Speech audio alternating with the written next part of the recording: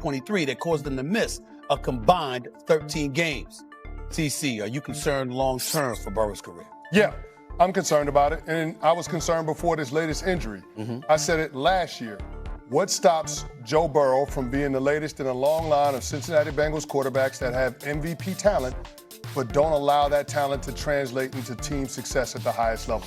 We saw it with Ken Anderson, won an MVP, got to a Super Bowl, never got back. Boomer Esiason, won an MVP, got to a Super Bowl, never got back.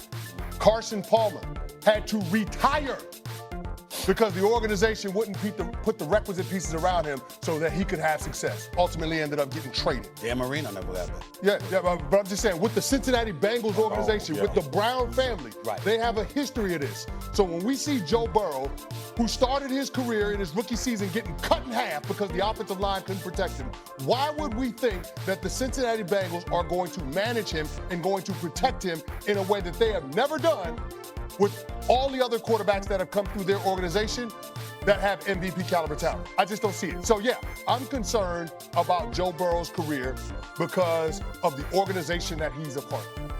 I 100% agree with you. I'm more concerned in the near future of if he's going to want to be in Cincinnati. I think that's going to come into question, and whether it's going, like, we know how good Joe Burrow is when he playing quarterback. Right. But I still believe, like, there's things that can happen over the course of a guy's career that can turn them off to an organization. The other thing too, CC, and I talked about this from a football standpoint, Stephen A. So sit back and learn something while me and CC talk. You don't have to be rude about it. I learn from y'all all the time. You don't have to be rude. You already gave me a D for the A-list, man. I'm just saying. Stop starting trouble. You do so many things great. At times when I can get you, I need to get you. All right. CC, I'm concerned about what Zach Taylor and this coaching staff and this organizational philosophy offensively has continued to do as well.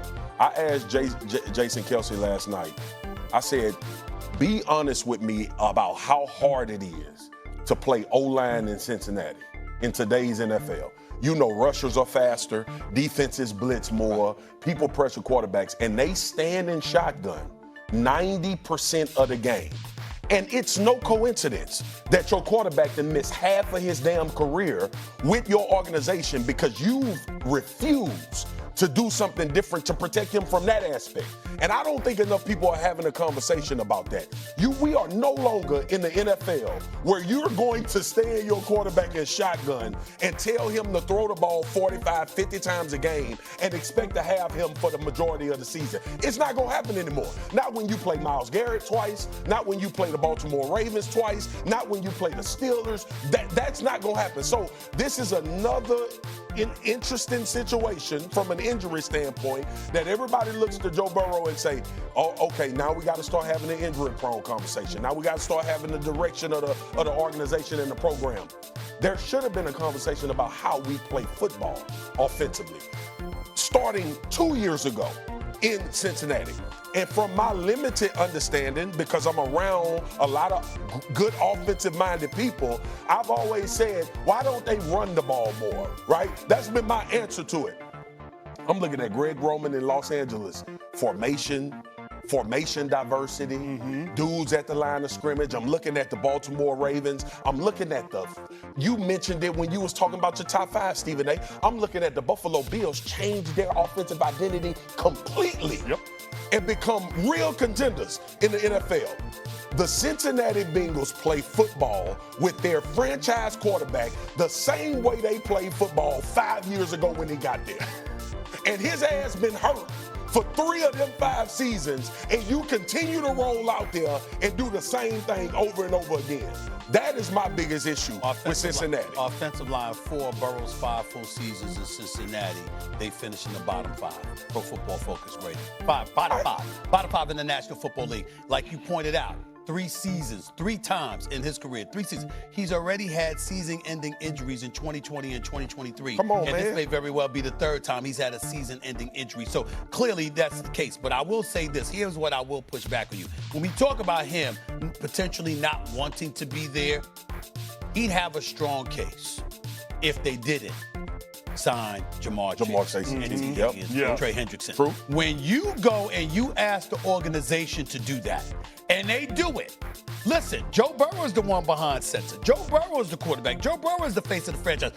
Joe Burrow is the Ohio native. Joe Burrow is the guy that specifically asked for what he wanted, and they gave it to him. How come you didn't ask for a better offensive line? How come that wasn't the priority over taking care of a T. Higgins or a Trey Hendrickson? We understand Jamar Chase. That dude is just on another level. But T. Higgins and Jamar Chase and Trey Hendrickson, you could have said, yo, I need you to buffer this offensive line. True. You could have said, I also need you to buffer the running game to make sure you taking some of that pressure off of me. You still give me Jamar Chase. You prioritize the offensive line. And maybe, just maybe, I'm not going through this right now. So he had an opportunity as somebody who's been in the league long enough, who's fully aware of what's needed to go out there and ask for what he wanted. And he chose the receivers and somebody on the defensive side of the ball. 35 sacks, 4.5 more than anybody else over the last 2 years. And Trey Hendrickson, that's true. But the flip side to it is that that ain't gonna help you but so much if you don't have an offensive line to protect you. And he might have prioritized the wrong thing. That's why I don't think he can just skip out and run. Yeah, I can't give you everything you asked for, and then you get mad at me it doesn't work out and you want to bounce. You can't take your ball and go home. Don't pull an Aaron Rodgers what he did with the New York Jets. But to your point about the shotgun, that's a real thing. I mean, only the Washington Commanders over the last 2 years of football have spent more time in the shotgun than the Cincinnati Bengals. How's that working out for their quarterback right now? Not great, right? And you don't need an offensive expert to understand the defensive guys. When you got 11 sets of eyeballs that can see the ball at all times without the threat of play action, you're not fooled by anything that the offense is doing. And the defensive line is not afraid of hard ball runs because you're not in a formation to do those things. So you're putting your quarterback in harm's way. There you go, CC. Because your offense doesn't have enough variety, doesn't have enough ways to threaten the defense on a down-to-down basis based on the scheme. Sure, they've got talent. They've got plenty of guys that can dictate front and coverage. But in terms of the coordinator, the play caller, putting it all together and orchestrating it to protect the quarterback while maximizing explosive plays, that is not something that Zach Taylor and his staff have done a good job at. Go ahead, man. I want everybody, because I know the answer, you know the answer. I want everybody to go back and look at the amount last 2 years with Joe Brady. And I'm using the Bills because they made a significant change in philosophy for Josh Allen. Josh Allen throws the ball less, runs the ball less than he did all of his previous years in the last. Well, it helps that they got James Cook. Hold on, but give me a second. Give me a second, Stephen A. Philosophically, they changed and he won the MVP last year. With throwing less and being in the shotgun less and using Superman attributes less.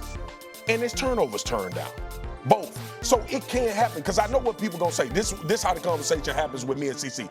Man, Joe Burrow throw for 5,000 yards. He got Jamar Chase and T. Higgins. Why wouldn't they be in shotgun? Because he always on the sideline in a booth. And he always unavailable for games. Philosophically, they gonna have to change, or he gonna have to get his ass